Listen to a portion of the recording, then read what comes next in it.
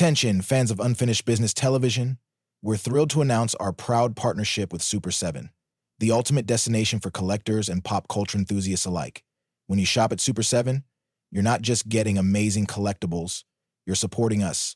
Use our exclusive link, super7.com/AJEPYX, and remember to enter the promo code AJEPYX at checkout. Your purchases help us bring you even better content, sharper production, and the quality you deserve. So what are you waiting for?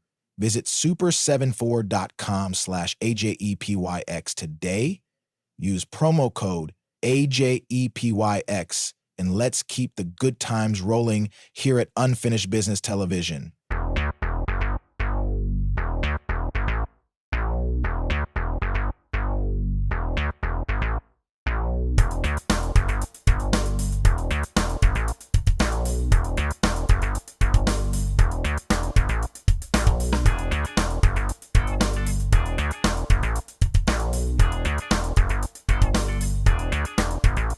Hey guys, welcome back to another episode of Unfinished Business Television.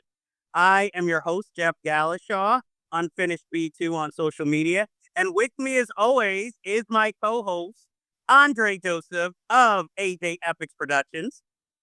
Love it when a plan comes together.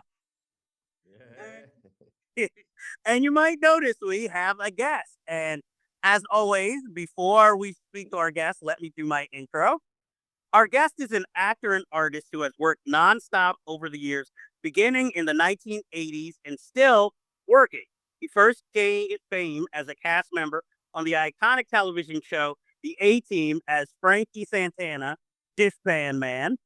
He has guest starred on various classic television shows, such as Hill Street Blues, Cagney and Lacey, Profiler, Charmed, Walker, Texas Ranger, and The Cleaning Lady. Not only that, but memorable roles in such movies as Traffic, White Chicks, Repo Man, Romero, The Hunted, as well as working with various directors like William Friedkin, Steven Soderbergh, and even Robert Wise. Holding his own with various actors such as Tommy Lee Jones, Tracy Ullman, Gene Hackman, Benicio del Toro, and a personal favorite, Mr. T. Usually playing dangerous heartthrobs, but that's not all. He has recently moved behind the camera to write, direct, produce, edit, and create various projects, such as his latest, Target Jeremy. But wait, there's more.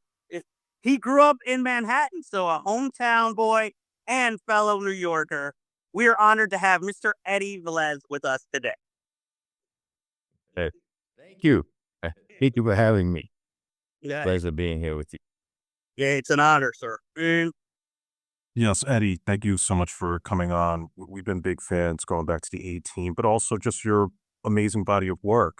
And obviously, you had a really interesting upbringing in the business. So what exactly got you started for the people that don't know much about you? Well, what got me started? Well, I went to the High School of Art and Design in New York, and one of their majors was motion picture making, but I hadn't taken that. I was into advertising art at the time, illustrations, and but I really got interested in that because they gave me an elective course to take, and so I looked over the list of classes, and one of them was film appreciation. I asked them what happens in that class, and I was told they watch a lot of movies. So I thought it was just going to be an easy class. That's why I took it. But once I got in there, they were serious about the history of film and how to make films and how to write a screenplay, and so I really got into it. And then my friend, my best friend, his major was motion picture making. So I used to cut my class and go to his class. And that's how I got started messing around with cameras and seeing how they edit things, and it went from there. And then being in New York City, I started with a little bit of stand-up comedy at the Improv, and then started taking in a lot of theater, a lot of Broadway shows, and just discovered, that I really had a a feeling for theater and show business, and it's funny how I saw your review of Split Decisions, and you were talking about James Tolkien, and he was one of the early actors that I noticed because one of the films that inspired me to be an actor was Serpico, and James Tolkien is that. So it was a treat to work with him, just simply because it was somebody from my past that I watched, and I always get a kick out of whenever I work with somebody that I grew up watching on TV or in the films. That's always just more interesting to me. Sometimes I'll be working with a really big star, but but I'm working with Russell Johnson, who played the professor on Gilligan's Island, and that's more that's more of a treat for me, and to play with him, things like that. As in the A-Team, the same thing happened there when I worked with Robert Vaughn, because I grew up watching The Man from Uncle, and I had this scene where I'm looking across to him, and we're standing on opposite sides of a doorway, and we're about to bust in a doorway, and it just occurred to me, I'm about to bust in this doorway with The Man from Uncle. So, those are the things that really give me a kick throughout my career whenever I encounter people that I grew up watching. But so to get question about how I got started, I don't know if I ever did, but it was just it was several things. It was the theater, the stand-up comedy, and then the class, and then I just said, well, I'm gonna have to do a play just to see if I even have it to do it, because I was interested. So I did a play called, well, my first play was The Odd Couple, which was a great play to start with because I played one of Oscar's poker buddies, and it's just wisecracks, and I got laughs. So I got bit by the bug from that point on. Well, let's go. Sorry. It's starting with your early career. Can you still remember what it was like your first time on, like, let's say a Hollywood set or a set of a television show? Like, was it like this whole new experience that was foreign to you, or did you feel pretty relaxed, maybe more coming from a theater background? And even though it's not 90 minutes and we're done, you still remember the acting training more from theater, where it's like, as long as I got the character down and I got my lines, I'm ready. Mm. Oh yes. Well, the very first professional job on television I had was a show called For Love and Honor. It was a pilot for a TV series, Army show, and it was I had done up to that point. Yeah, I had done mostly theater, and then when I got to Hollywood, I took advantage of not being in the union, so I started auditioning for everything that was non-union, anything that was uh, from university plays, colleges, UCLA. So I had got my feet wet with being on camera that way quickly, so that by the time I got this show, uh, um, I felt pretty comfortable. I felt pretty comfortable. I had done a lot of comedy by then, so I kind of threw in some comedy for this character. He was like this airman on this base, and he sees this girl, and he falls in love with this, like, love at first sight. This blonde girl, but it turns out she's not only underage, but she's the general's daughter. So it goes from there, So, um, so like I said, I threw in some comedy, and the crew started referring to me as Jerry Estrada for Jerry Lewis and Eric Estrada. They thought I was doing, goofing around like Jerry. So it was pretty. It flowed pretty naturally. What going from the theater to a few little uh, independent films, and then right into this network show, which was sort of the NBC. All right, so I'm going to jump around a little bit, and I do actually want to ask you about the A-Team since you brought it up.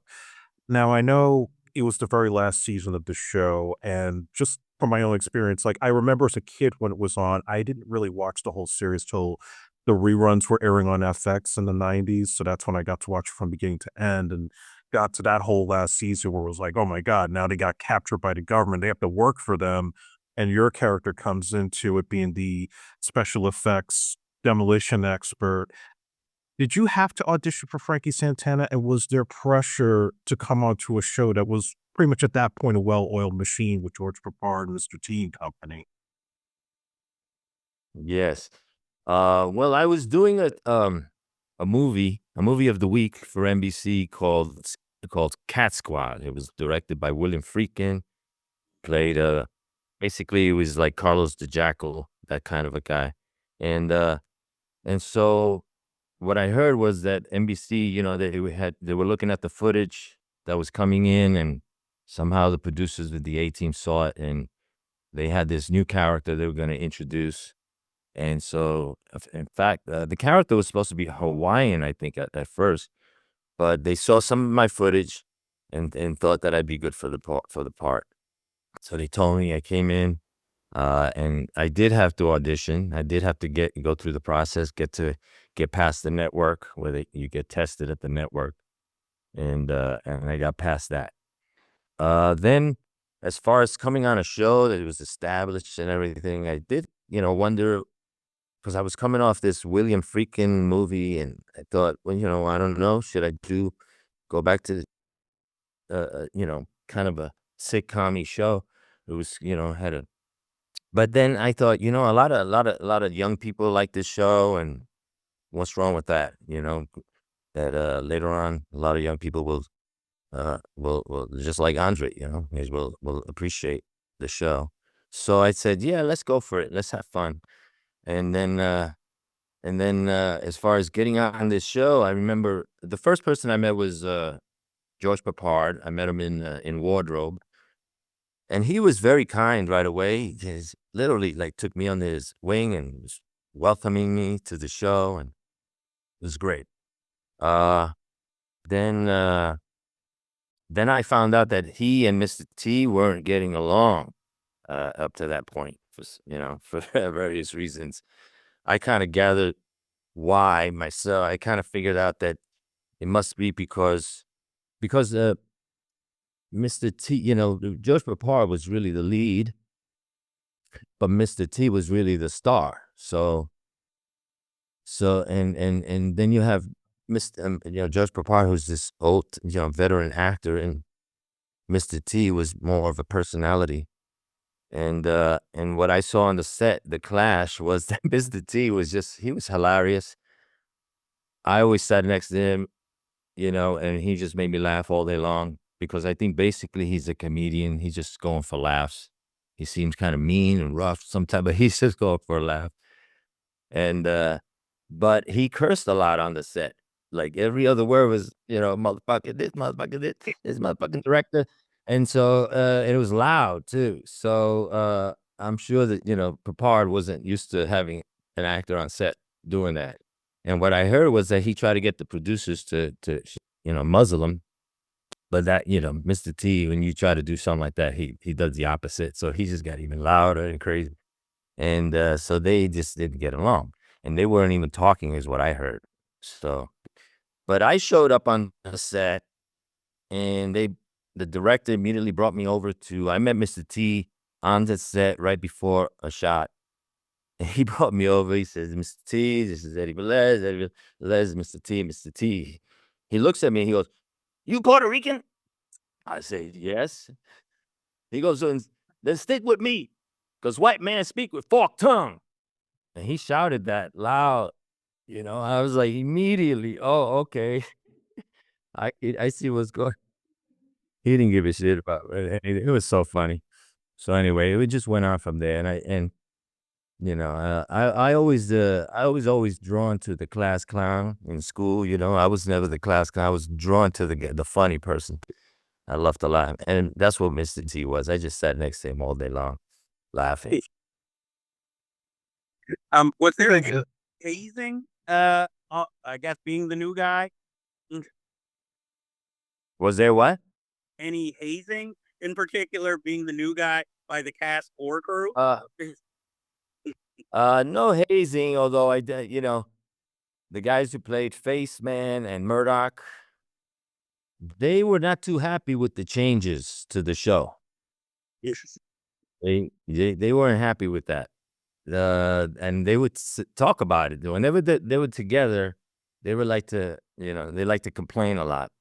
And they were complaining of the changes to the show. And I'm sitting right back, right next, you know, behind them on the director's chair. And I'm one of the changes. So I just try to ignore that. I had fun when I had scenes individually with them, like with Face, just me and him. You know, usually we're like flirting with girls, or when I had scenes with Murdoch, we're doing something crazy. I had fun individually with them, but then when together, they just complained a lot. So that was the only thing I had to deal with. Now, I know the show kind of ended abruptly, and there really wasn't a whole conclusion to whether or not the team was going to get pardoned by Robert Vaughn and the government. I don't know how much behind the scenes stuff you knew beyond like your acting, but were there ever like any, even like small discussions of how they were originally planning to end the show before NBC canceled it? Yeah. Well, I don't know how about discussions about how to end it. I just know that when I got the job, the show was already on the way out. What happened was it was gonna get canceled, but the show actually needed exactly 13 more episodes to make 100 episodes, which they needed to go into syndication. And because the A-Team, when it first came out, was a huge hit, it was really the only hit NBC had at the time, so it held them up. So I think they felt like they owed it to the producers to, yeah, we'll give you 13 more. We'll let you have them, but you need to revamp the show a little bit because it's sinking in the ratings. Do something to, you know, uh, uh, brighten it up. And then that's what they did. They came up with that new premise, and they added me and Robert Vaughn. And I guess in the back of their mind, they've hoped maybe it'll click and maybe they can get another season. But the show was, from what I heard, was pretty much going to be ending at the end of 13. Uh, and as far as how they were going to end it, yeah, it kind of ended abruptly. So I don't, I wasn't in on those discussions. How would you have ended it if you had the opportunity? I would have spun off Frankie to his own show. But Yeah, because you were a cool addition. I would have worn your action figure with the other guys too.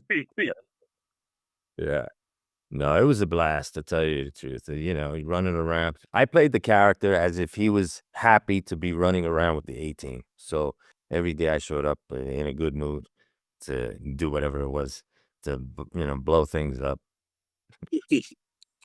um, Now, you talked about working on Cat Squad with William Friedkin. How was that experience? Especially you're playing such a major villain. You know, you have to seduce women. You have to put these intricate weapons together. You got all these fist fights. You know, like how was that as an experience? Because pretty much you're almost like the second lead of the. Mm. Yes, that was great. You know, I mean, working with William Friedkin, he was a wild man. You know, he was very intense, and he was what I noticed was he was kind of like a hard ass with whoever was playing the heroes, but whoever's playing the villains, he's cool with. You know, I think maybe he identified more with the villains, so he was very cool with me. I really enjoyed working with him. I had this scene, I think you mentioned that, where I had to put this rifle together, and a suitcase gun, and I saw William Friedkin on the lot. He saw me. He said, "Come here," and he brought me into the editing bay. Said, "I want to show you something," and he showed me that scene and how cool it was edited. You know, so I was like, "Oh, this is nice. This is gonna be nice." So um, again, he was one of those guys that like took me under his wing. It was real cool. Had the pleasure of working with him again in uh, uh The Hunted. He's So that was cool, and he brought me back for that, and it was good to get back together. Let me ask you about Split Decisions, because like I said in the review, it just was one of those movies that was on here in New York on Channel 5 on the afternoon, and I see you're in it, Jennifer Beals is in it, Gene Hackman is in it, and I've never heard of this movie. So, how did you get that role? And did you already have experience with the boxing, or did you actually have to train with Craig Sheffer and Jeff Fahey? Yes, all of that. Yeah, let's see, going back to the beginning, when I was in high school, I did get into wanting to be a boxer for a little while. I started going to this gym and training with this old fighter. He used to be a featherweight champ. His name was Sandy Sadler, and he was just worked in the Maritime Union building. My father was a part of the union, so I would go there. He started training me on the bag and hitting, punching it, and he thought I had something. I was like, yeah, yeah, yeah, I want to be good. And then so that was like 1975, and the Olympics, 76 Olympics were coming up, and I immediately got into my head, I want to go to the Olympics. I want to be a fighter. I want to go to the and but I was also, like I mentioned, I was going to the High School of Art and Design, and I really wanted to graduate from there. So at a certain point, I had to choose. You're gonna be a boxer, or you're gonna go, could be finish art school and pursue that. So I said, all right, forget it. I dropped the boxing and just went back to school and finished that. Then later on, I was in the military. I went into the Air Force, and while I was in the military, at a certain point, again, I got the itch to start wanting to box. So I went to this gym, a local gym, and I was in there for a little bit. Then I was in the ring, and this guy came in off the street and wanted to join it. So they put him in the ring with me. And by then, I had been doing a bunch of theater, right? Already been thinking about being an actor.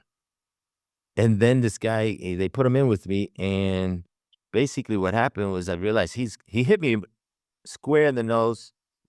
I thought he broke it, and so I was just, you don't quit. So I realized, oh shit, I'm in a fight. This dude is fighting me.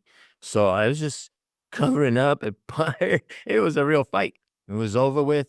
I went home. I realized it wasn't broken. I said, that's it. I'm gonna be an actor. You're gonna be a fighter, or break your nose and play gangsters the rest of your life. But so I said, so I gave it up again. Then I became an actor, and then this role came up, right? And I was like, no, no, no, I got to get this. So I auditioned, and I did the acting audition. Got past that. Then they sent me to meet with their fight coordinator. There's a man named Paul Stater. He had a stunt school in Malibu. So they sent me out to him for him to check me out to see if I can box. So I had a double audition. I had to audition boxing. So he brought me in, and then I'm hitting the bag for him and showing him how I could fight. And he goes, yeah, yeah, it's pretty good. And then he gets a phone call while he was there and talking to me, and then he said, "Oh, wait a minute." So he goes and takes the phone call, and then he comes back and he tells me, because I hear him saying on the phone call, saying, "Yeah, yeah, yeah, he's pretty good. Yeah, he's good. He's good." So then he comes back and he tells me that who he was talking to was the former middleweight champ, Carlos Palomino, because it turns out it was between him and me, and he was checking to see if I could fight. So the producers had to decide whether to go with a fighter who can act, because he had been doing some acting, or an actor who can box. So anyway, I got past that and got the role, and I felt like I beat the champ. I beat Carlos Palomino, champ. So anyway, I got the role, and then there was about 6 weeks of training, in which I could just kind of eat and work out and bulk up a little bit, and that was great. I love getting paid to just go to the gym. And then Paul Stater, that was a real treat, because I found out he was the fight coordinator, and I worked with him throughout the picture. He was Johnny Weissmuller's stunt double for Tarzan. He did all the swimming scenes. He was John Wayne's double. He was Errol Flynn's double, because he could fight, sword fight. I was like, man, look at this, the history of this guy, and now I get the honor of working with him. That was a treat. I have kind of a double question. First, how much did that gold chain you wear throughout the film? Yeah, yeah. I saw that. I had to get that because um I kind of based the character on two fighters. I went with like I wanted him to be flamboyant, like Hector Camacho, and but also be tough like Duran, you know. So I combined the two. So the look that I have in the movie, as you can see, I had the curl, which was from I got that from Camacho, and the chain was from Camacho. I'll show you. Let me see. Let me see what. Yeah, yeah. I saw him wear one because I think I heard you say on the video that you never saw one that big. Here's Camacho. Oh man. Oh my God. So I take That's why I got. That's why I got the chain idea. okay, because I was gonna ask you, like, did you feel that helped kind of, I guess, define your character throughout the film and maybe help your performance, or was that just like an accessory to go with, what you knew about the character? Mm. Yeah, no, it was all part of it. His name was Snake Pedroza, so I was thinking everything. I had them put that snake tattoo on me. That cobra. I had jewelry that was just little snakes, on my rings. So yeah, I kind of got in the movie. I thought of him in terms of that. He's a snake. He'll slither, and he'll do whatever. He's dangerous. He's quick. All of that. I Uh, incorporated. have you ever run into Scott Hall, who played Razor Ramon in the WWF? Because I feel like kind of stole his performance in wrestling from Me? your character. Really? Yeah. What? Oh, I don't even know him. What's his name? His real name is Scott Hall, but the wrestling character he plays is Razor Ramon. Raise. All right. All right. I gotta take that up. Yeah, Yeah, he 'cause he's kinda a had, like, the same hairstyle. He had, like, a yellow vest like you kinda had, like, the bright colored outfits. Andre, I know you're gonna ask about that. So Yes, I mean, listen, he's a legend, he's an Oscar winner, so, we obviously joke about him with love, but I just say, like, I look at him in that movie and how, like, wiry and angry he is all throughout, and you hear these mixed stories about him behind the scenes, and for the very little time that you may have had on set with him, I don't know how much interaction you had, but what was his demeanor, doing the work on that film? Yeah. Yeah, it's true. I didn't have a whole lot of interaction, but I did. I do. I remember one time we were standing off camera and chatting a little bit. Seemed like a really cool guy. He was taller than I thought he'd be. And I remember him saying one thing. He said, you can pretty much do any scene. You pretty much learn any scene within like 20 minutes. So I thought, and there is always in his acting kind of a freedom, kind of improvisational feel to the way he's working. So I can see that where he just learned it and did it. So I took that as a lesson. He was very cool. I didn't have scenes with him, but there was a moment, when we were in the ring, because he was across the ring from me, and I was doing all these dirty moves, and so I did one where I hit the guy. I hit Craig Sheffer after the bell, so that caused Hackman to jump in the ring and go get him and complain to the ref, and when he got into the ring, I took that opportunity to run towards him. And this is my moment to be on camera with us, so be in the same frame. And then I got into space, like what? It was fun, It was fun. As soon as I saw him get in there, I ran towards him just to, like I said, be in the same frame. yeah. Well, on that film again, like you mentioned before, you got to meet and work with James Tolkien, and I know sometimes it might seem a little unprofessional considering, your peers when you're working together. But did you ever tell him like, how much, like how exciting an experience it was to be working with him, and you remember him, growing up, seeing him in films, and he inspired you.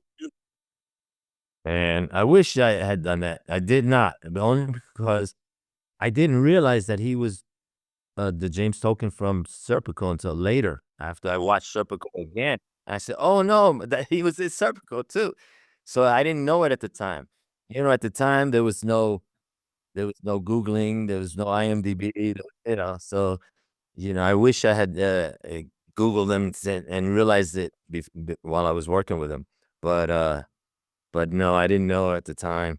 I just knew that I'd seen him around it, but I didn't remember that he was in Serpico.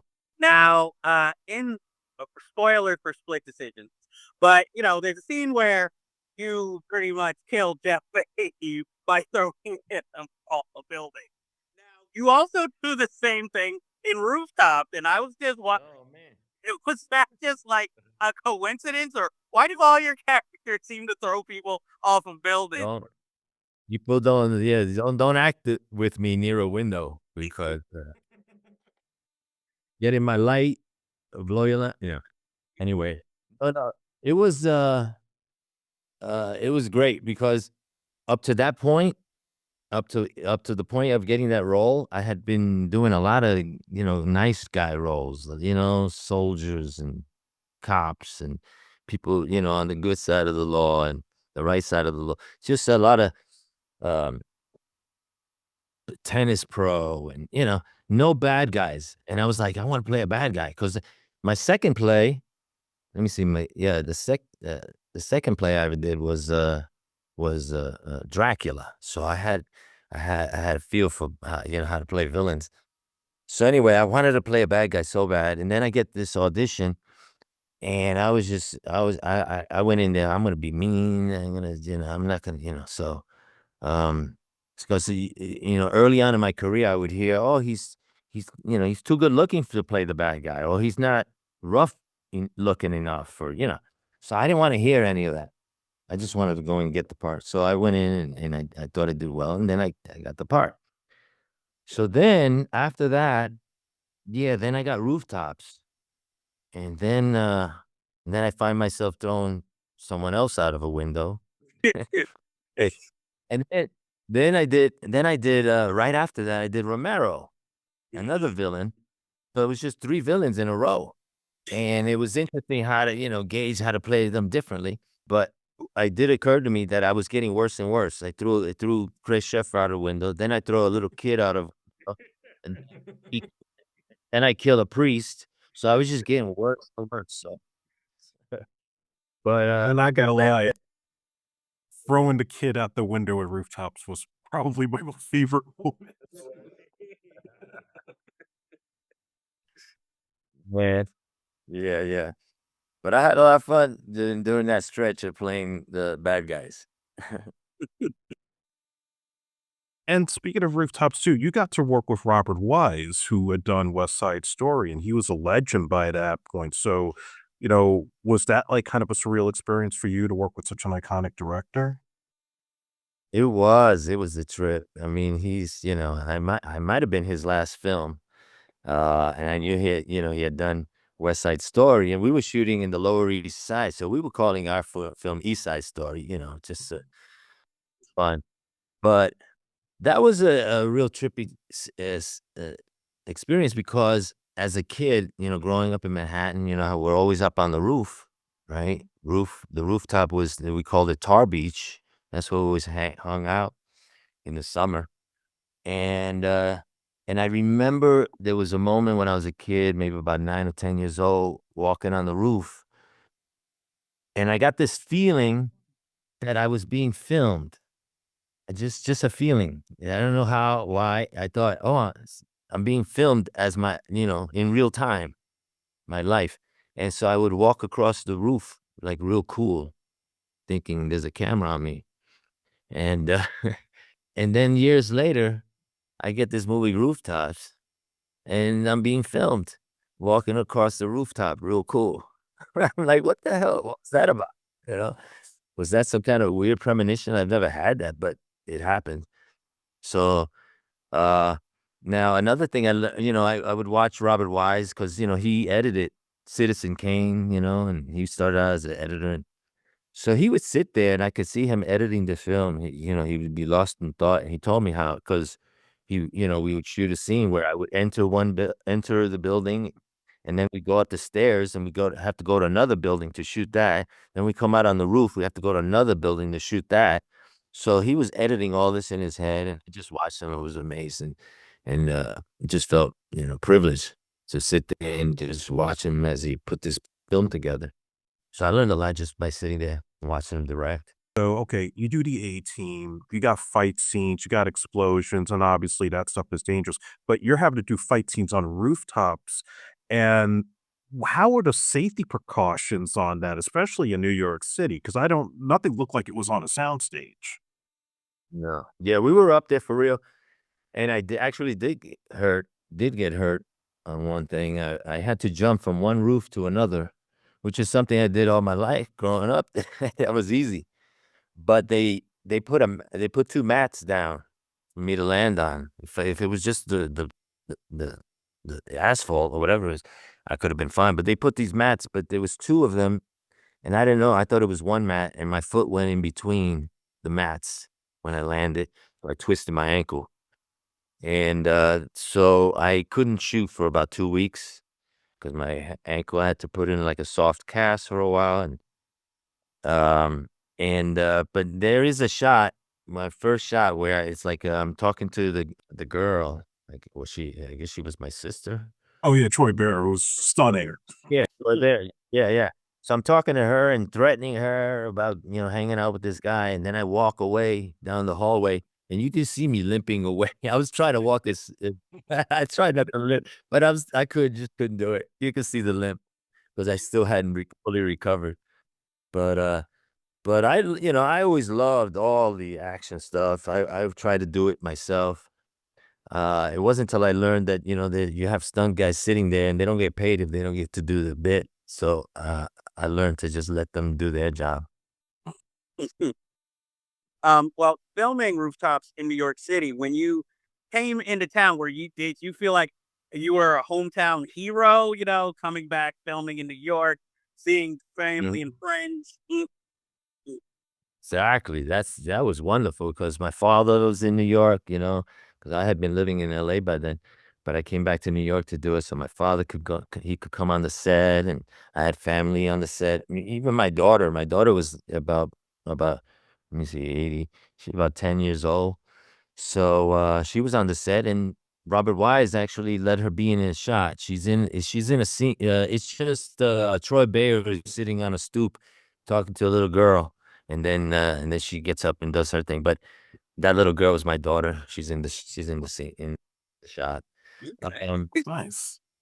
Yeah, so it was great yeah, of course, be back on the streets of New York, and I'm being filmed, and it's just, you know, the only other time I had that experience was with a series I did called True Blue. It was a cop show. So I got to go back to New York, and we did 13 episodes, and that was great, playing a rescue cop and driving this big truck that was called Truck One, and actually drove it one time down my street on 27th Street, right down the street, right across from Bellevue Hospital where I was born. So it was all like really full circle moment at that time. Yeah, because I was gonna ask, like, you're in Murder She Wrote, an episode where like it seemed like every working actor guest starred on that show, but yet you've never done any of the Law and Orders. Yet you're in. No, I know. I'm like, because I had been in LA the whole time in Law and Order's New York. And I'm like, I see all the New York actors go through that show. I'm like, I want to be on that show. But it helps to be in New York. Plus, a lot of the times I was busy on other shows. But there's still hope. I mean, the show's still going, right? True. There's like 3 of them now, so there's plenty of work. Maybe I'll get lucky and get on one of those, or all three. Just wanted to ask about like working on Rebo Man so early in your career, which is going on to become a cult classic. Like, I know, like, when you're working on a film, you're hoping all of them, gain fame or popularity. But like, even working on that film, even in a smaller role, did you feel like there's something special about this film that it could connect to some kind of audience, even though it's a little bit out there? Mm. Yeah. I remember thinking that, this because it was such a crazy movie, and I thought that that's what it had a chance at being some kind of a cult, you know, like, Mhm. type. I thought that, if it succeeds, it's gonna be in that way, and sure enough, that's what happened. That was, also another cool experience because, um, like, with young actors, when they ask for advice, I always tell them about how, it's good to just get into, college plays or, independent, non-union, whatever, anything just to get on camera. Well, I had auditioned for, uh, Repo Man when it was a student film. Alex Cox, the director, was a student at UCLA, and I went into UCLA for this student film called Repo Man. And so I auditioned, and, Vicky Thomas, who went out to become a great, successful, casting director, she was the casting director, and so I didn't hear anything from them for a year. A year later, I got a call. They said, that movie you auditioned for last year, it's now a SAG feature, and we wanna bring you back in to, bring in the people we remember we liked." And so I went back in and I auditioned again a year later and got the part. So by then, it was 'cause when they said it's a SAG feature, I said, "Well, great, because now I'm SAG." So that worked out. So there's something that started out as a student film, and to this day, it's still going. Yeah, then, there was I don't even know if it's really like a sequel or just in name, Repo Chick. How did that come about? Yeah. Yeah, he made Repo Chick. It's not a straight, yeah, sequel to Repo Man. It has all different characters. I was in it, but I played a different character and a lot of the, other actors that were in Repo Man. So it wasn't a sequel. I think, I'm not sure, because there was a Repo Men, a movie called Repo Men. Oh, yeah, Yeah. with Jude Law. That had nothing to do with Do it, right. So, so I don't know if that was supposed to be some kind of sequel, but I never saw it. But, I just got the call from, Alex Cox that he was gonna do this Repo Chick, and I said, "Sure, let's do it. It'll be fun." But I also heard that they are trying to this day, come up with a sequel to Repo Man. It's So it hasn't hurt some of the other films, when they come out with a sequel decades later. So hopefully, as long as it has that same ingenuity intact. My question, since you mentioned like you started off, one of the things you did was stand up. Now, of course, you were on an episode of Tracy Takes On, and obviously White Chick. Now, would you say like your comedy background maybe helped you keep more of a straight face when you're working with these comedians on a film or a television show? Or that were you prepared more to be more playful when playing against them in these films? well, like I said, like, in school as a kid, I was always drawn to the class clown. It always got me in trouble because I was always in the back laughing and goofing around. But it prepared me for my career because the people that I work with, I did a series with Flip Wilson, who's like, one of the biggest class clowns ever to come out of show business. And he was just so I got to work with him and work on comedy and work on bits and it was just then I did another sitcom with Paul Rodriguez, another, hilarious comic. I did a movie called The Big House and uh, uh, with JJ Walker. What was his Thanks. Yes, yeah, so I had scenes with him and Jeff Altman, a whole bunch of comedians.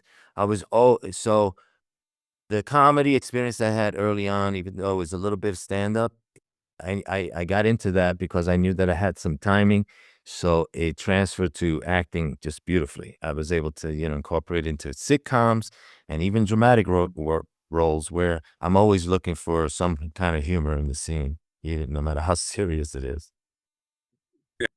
Now on White Chick, your scenes with Lachlan Monroe asking these like ridiculous "would you rather" questions. Was any of that improv or was that all scripted? They had some scripted. I have to admit the one where I say uh, RuPaul or Whoopi Goldberg. I have to admit I came up with that one the night before. But we were, riffing. We were, we had one where, we were like, Wilma or Betty, stuff like that. Uh, I actually did one where I said to him we were at the bar where I said, okay, how about Tom Cruise or Brad Pitt? No, no, I was like, come on, it's just a game. It don't mean nothing. But all right, Brad Pitt. I do you, I do you, you, no, no, no. I told. So it was funny. It was just we had all kinds of combinations that we were coming up with, and but you know, eventually they picked the ones that they went with. So Well, And staying on the White Chicks, Jack, when you first saw the Wayans brothers in the White Chicks makeup and costume, what was your first reaction to that? wow. Well, what was really trippy was that I can't you could be looking at like especially Marlon, both of them, but especially Marlon, and you don't see Marlon. You don't see him, and then he's doing the voice, and he was just. I'm like Marlon, he's not in there. So it was hilarious. He was that was a lot of fun working with them. Obviously, Marlon don't. He has a ability to fart on cue, like whenever. So he scene, like he doing a scene, and he that to mess up with the actors, and so because of that, I learned never get into an elevator with Marlon Wayans because now, did Keenan Ivory Wayans remember working with you on Most Wanted when you were working with him in White Chicks? And well, Keenan and we were childhood friends before we even got to Hollywood. We worked we worked at McDonald's in New York on 33rd and 3rd when we were like 15, 16 in there. And we were already doing stuff. We would laugh and go with each other. And we would do stuff like we would have fake fights in the street to gather a crowd. We would, throw each other over with cars. We would uh we would take turns arresting each other, playing the detective and throwing each other up against the wall and spread them and patting each other, trying to get a crowd. We were already doing crazy shit like that. But so then, and like I said, when the little stand up I did, I ran around with Keenan a little bit in New York, and he was doing it, and he was getting really serious.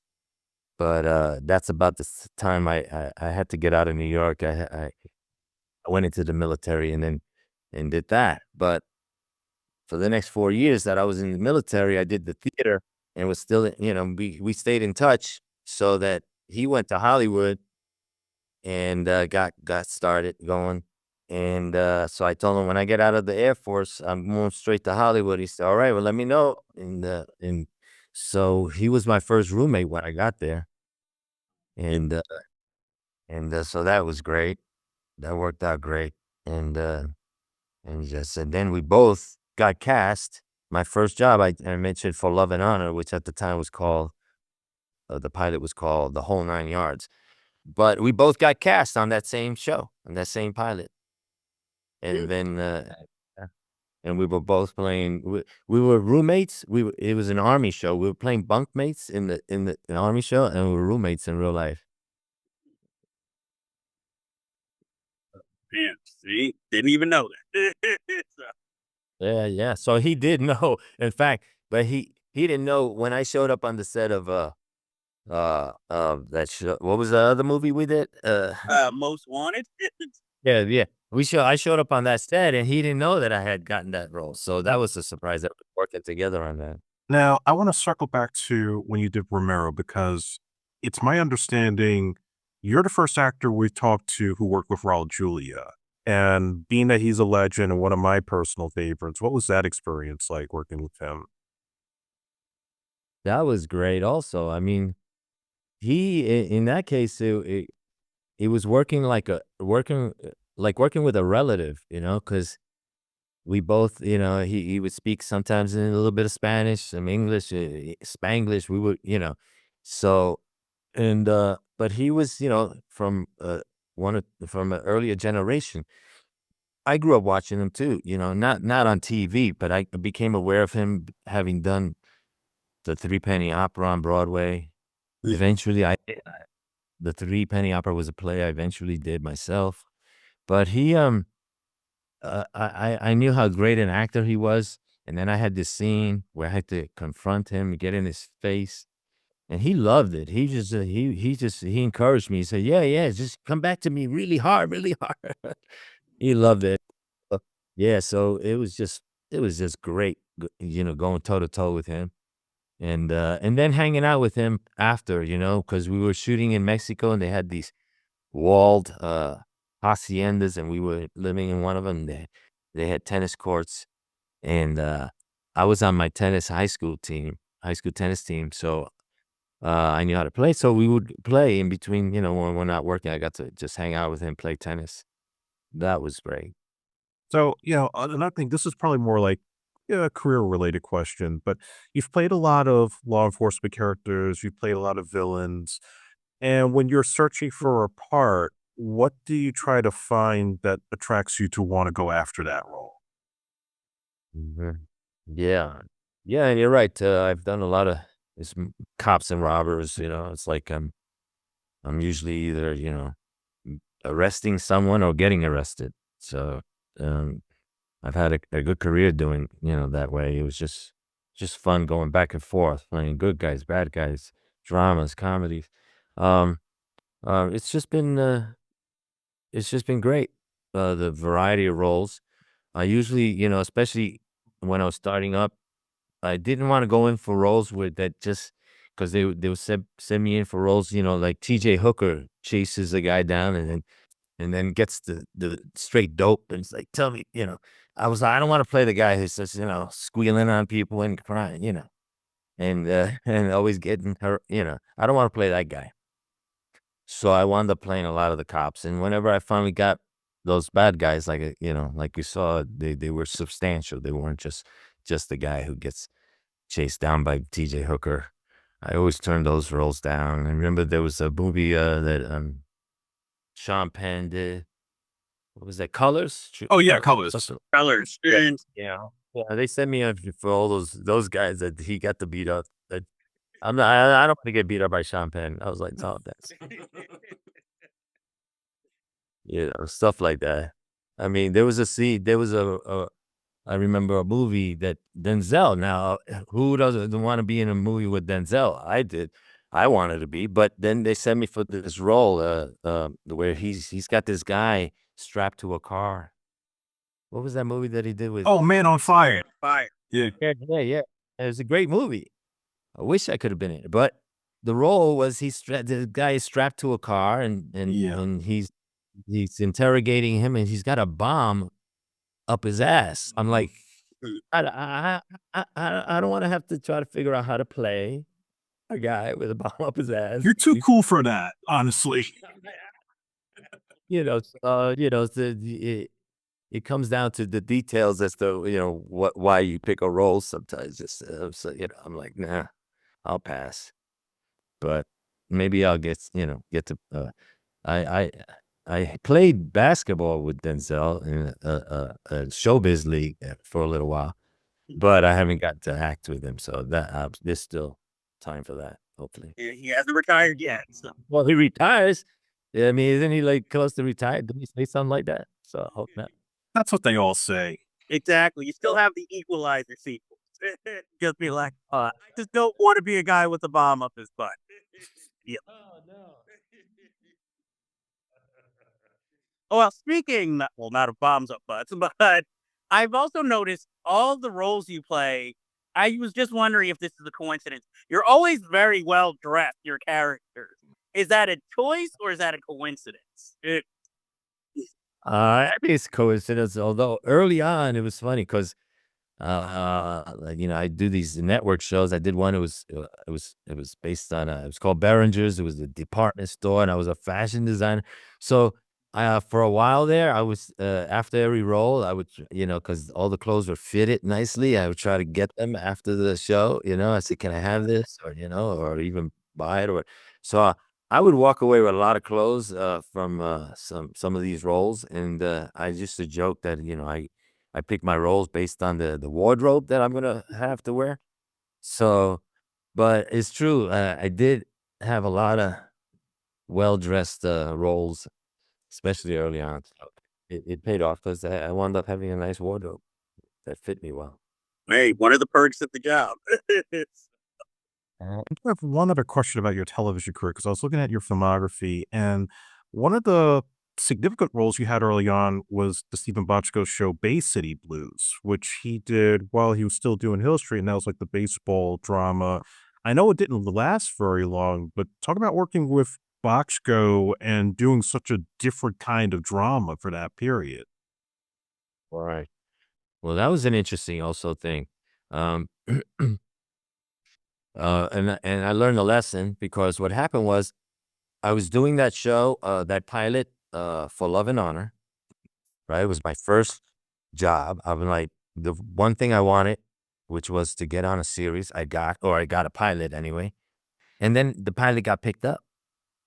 But man, but then I found out that my character wasn't getting picked up. Mm.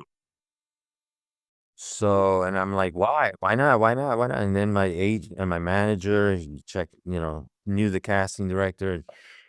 The the producers were saying, "We love Eddie. It's the network wants to change the network." My manager went to the network. The network say it's not us. We love him. It's the producers. So nobody was, confessing. So what happened was the casting director told my manager that I had gotten too dark for the role.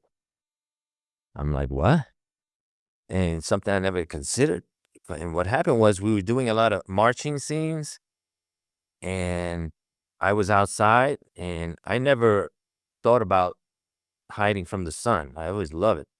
So and when I do get a lot of sun, I do get very dark.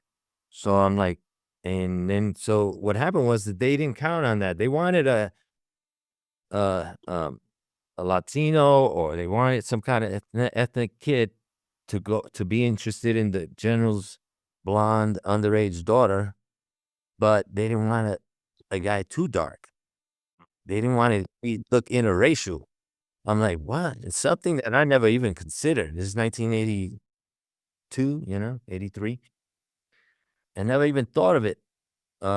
Because that's when I learned when they say tall, dark, and handsome, they mean dark hair, not dark skin.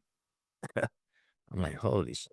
So I didn't, but what happened was that I was in such a great state of mind where nothing could knock me down. I was very positive thinking. So I stayed that way. I was not going forward with that show, but I stayed positive. In that same week, they sent me to meet with Bochco for Bay City Blues. And I went from that show to Bay City Blues. So I went from marching all day long in the hot sun to playing baseball all day long in the hot sun and being filmed while doing it, which was my other love, playing baseball. So by staying positive, I learned if I had gotten down in the dumps when that other opportunity had come, I may not have been ready for it because I was still there. I went from what I thought was a horrible situation. I went into a better situation. Now I'm playing baseball instead of marching all day long. So that happened at the same time.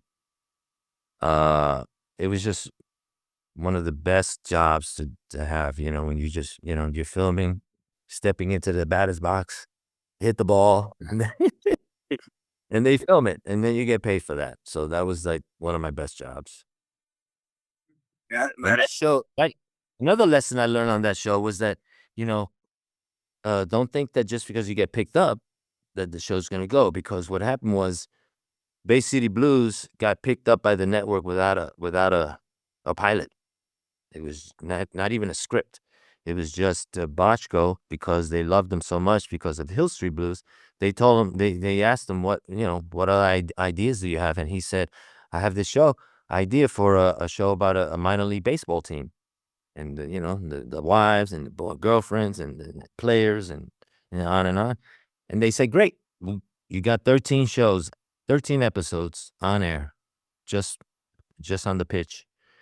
And but then what happened was I learned that the regulars on the show, I mean, Sharon Stone was on there, you know, Michael Nuri and uh, Bernie Casey and Dennis Franz. They had a lot of great people that, but the show, it just the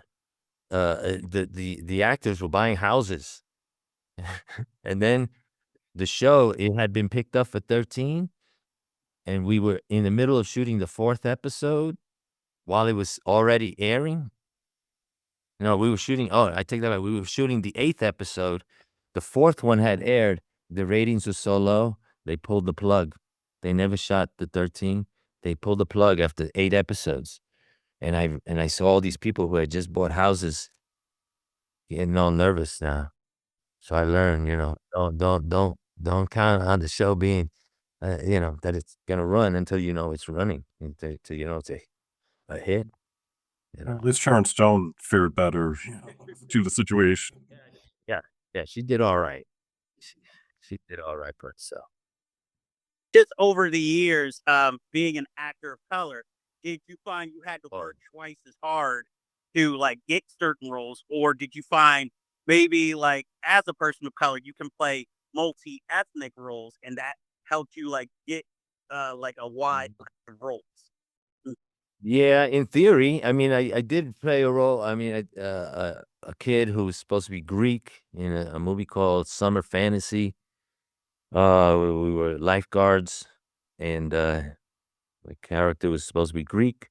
So yeah, physically, and you know, I could look like a lot of different people. People sometimes think that I'm Persian or things like that, but I haven't really gotten those the opportunity to play a lot of different ethnicities. It's usually been Hispanic, Latino, or, you know, Puerto Rican, Mexican. And I don't have a problem with any of that, because the only, you know, the problems are when the role is demeaning or something. Now, there, you know, there are characters that, you know, that need to be played, but uh, unless it's a demeaning in some way, or that it's not fulfilling for me as an actor, you know, there's not enough of an arc for the, you know, the character. Or sometimes it could just be one scene. Like for instance, Traffic. When I auditioned for Traffic, I auditioned for the role of this kingpin, drug kingpin. It was just one scene with Catherine Zeta-Jones. So that's an easy decision to make, you know, a nice long scene with her, just one.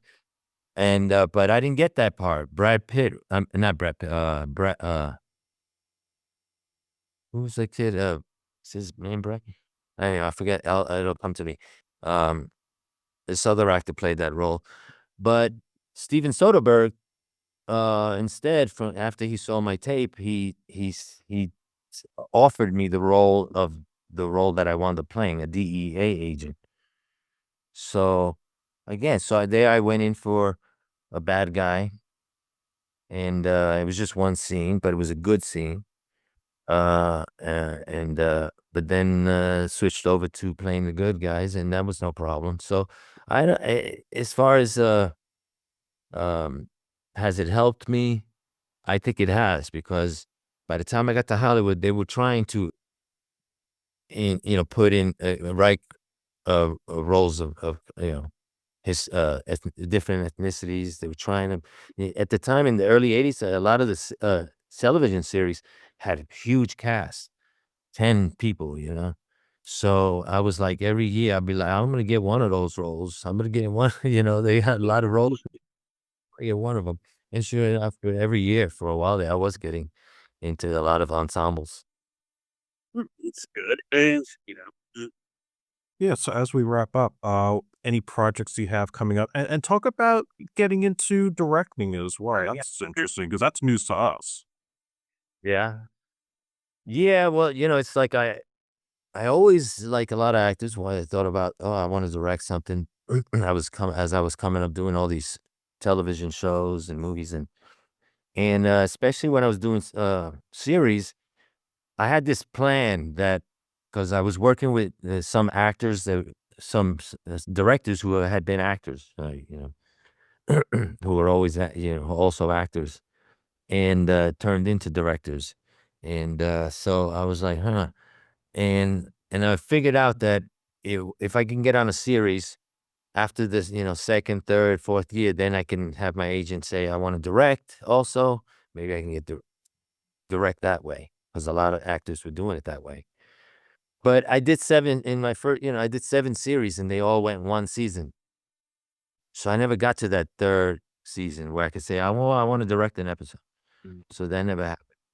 Then eventually, video came along, and now you can buy a camera and make your own movie, right? You don't need to buy a film and have a film camera. You just go and film something. So that's what I did. I didn't know anything about cameras, so I went to UCLA. I took a class on cameras, and then bought a camera and just jumped in. I had and another thing happened on traffic in working with Steven Soderbergh. This is the first time I saw a director who's also holding the camera. He was the cameraman. He's the cinematographer, cameraman. We have the scene. We're in a swimming pool. He's in the pool with us. I have the scene in where we're outside this car. Where I open the trunk, and the shot is from inside the trunk, up at us. Soderbergh was crouched in there in the trunk, shooting up at us. I'm like, I never see the director do this. So then I was really inspired. I said, I'm gonna do that. I'm gonna just get a camera and start shooting myself. And that's what happened. So, I got some friends. I was like, I want to shoot some action adventure scenes, some action shots, a car chase, fight scenes. I just want to do all this stuff. So I started writing this script based on a spy, and it became this little spy thriller. It's called Target Germany, and uh, and I also thought it could work as a pilot for a series as well as a film. And I've been submitting it to festivals, and it's been winning best action short and best pilot. So it's winning in both. So and right now it's out there right now, and the next festival that I'm going to attend is the Santa Fe Film Festival. They just it was just selected for that. So Right. and looking up at you, and reading up on you guys, I see that you also are making movies, right? Yeah, I've been doing it professionally for 18 years. So my recent feature just played at the Urban Action Showcase in New York City, won the Best Urban Action Film. So hope to get that on streaming platforms pretty soon. Awesome, awesome. Well, I was just there. I didn't get to go. One of my cast members got to go, but my film just won Best Pilot at the Urban Action Film Festival. Okay, nice. Yeah, I gotta look that up again.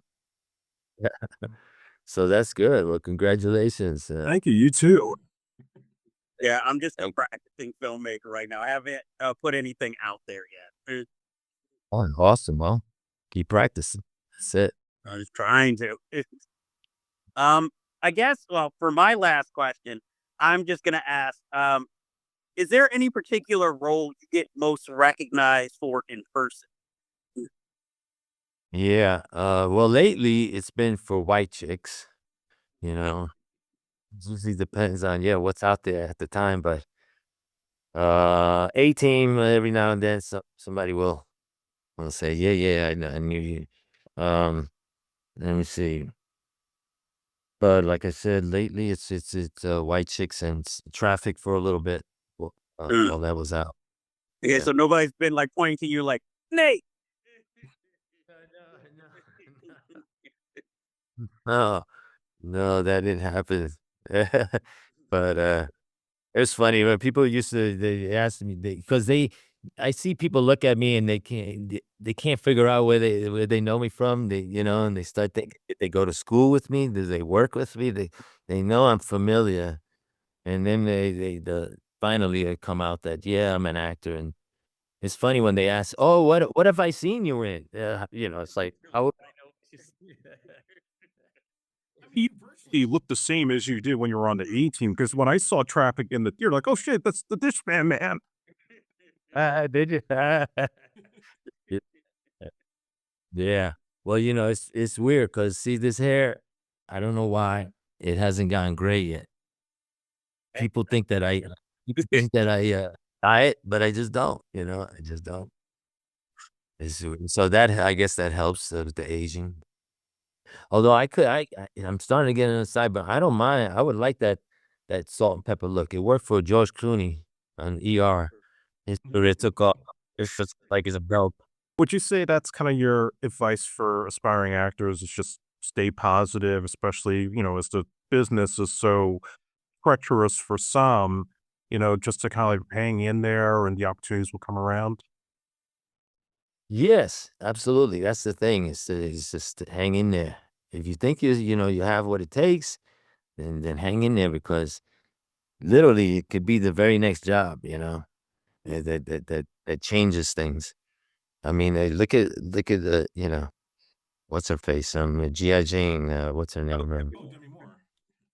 More her now. She's not. She might get an Oscar nomination. After 45, 50, 40 years of business, and she's been plugging away. That's the main advice. I just saw Michelle Yeoh on a talk show. Won the Oscar last. They asked her what advice would she give, and she said the same thing. Just don't give up. Just don't give up because it could be the very next job right around the corner. And I've had that experience happen with me, so keep it going. You know, as long as I have my marbles, I can still climb. Keep going. Never know what else is out there that, comes in. Sometimes it comes in your old age, you know, something really good, a great opportunity. Or it could be like Robert Forrester. And Yeah, yeah. Yeah, yeah. Yeah, sure. I hope Tarantino wants to buy my career. maybe he's a big split decision fan. Yeah, yeah. Well, I got that boxing itch out of my system, that's for sure. That movie. That movie, we shot that movie in at the LA Sports Arena for 5 days, like 15 hours a day. I'm like, bobbing and weaving for hours. I'm like, I said real boxers don't box this much. I'm like, damn.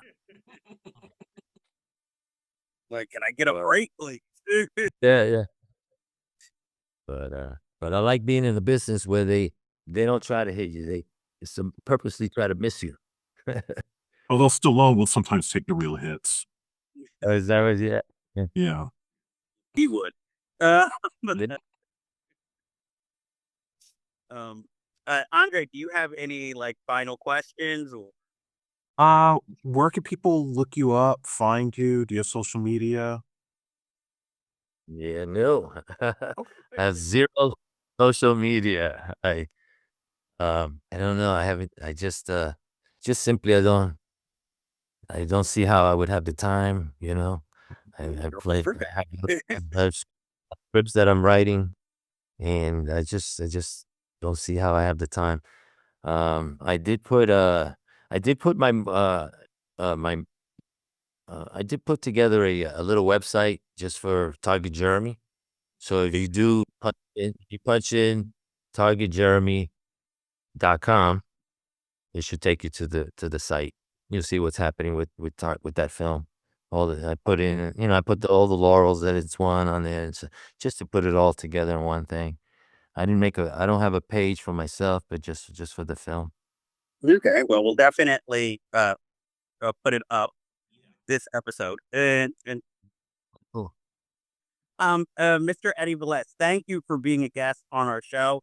And Wow. we just want to say we are appreciative of your work over the years and still going. And to us, you're like a living legend, and it was an honor to Wow. talk to you. And That's so sweet. Thank you so much. And I really enjoyed this.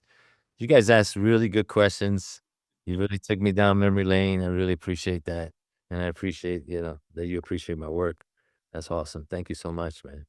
Yeah, it was a real honor, and Yeah. please come back anytime because I know there's a lot of shows and movies we didn't get to ask about.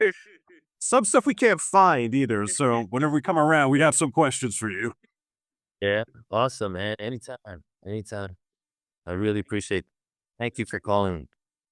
No problem. Thank you for being here. And All right. Well, I've been looking out for you guys too. See what's next for you guys too. yes, man. Cool. I'll definitely send it to you. I want to know about it. Fantastic. All right, Andre, Jeff, man, it's been a pleasure. Thank you. Great. Thank you. Thank you, Eddie. All right. We'll catch you next time, bud. This review, please be sure to like and hit subscribe to be alerted to new episodes in the future.